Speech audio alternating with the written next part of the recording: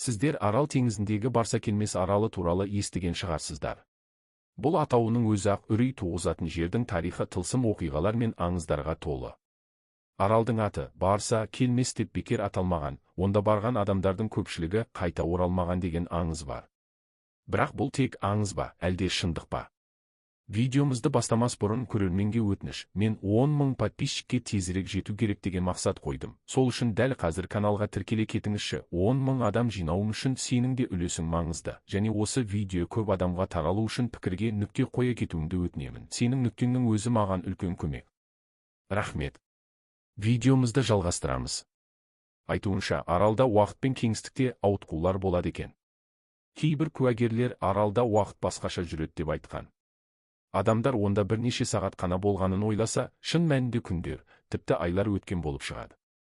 Сонымен қатар, аралда түсініксіз жарықтар мен көлеңкелер жиі байқалған. Ғалымдар Барсакелместің экожүйесі ерекше екенін растайды. Онда сирек кездесетін өсімдіктер мен жануарлар бар. Бірақ ең таңқаларлығы аралдың кейбір бөліктерінде ешқандай тіршілік белгісі жоқ. Тек құрғақ құм, қаңыраған кеңістік және құпия. Айтпақшы, 1977 жылы бір ғалым экспедиция ұйымдастырып, Барсакелмес аралының ортасынан түсініксіз, ерте дәуірлерден қалған тас құрылыстар тапты дейді. Олар қайдан пайда болды? Қалай ойлайсыз, бұл сол кездегі жергілікті халықтың ізі ме, әлде басқа өркениеттен қалған белгілер ме? Сіз Барсакелмес аралы туралы не ойлайсыз? Бұл шын мәнінде болған құбылыс па, әлде жай ғана аңыз ба? Пікірде өз ойыңызбен бөлісіп, қатені түзетіңіз.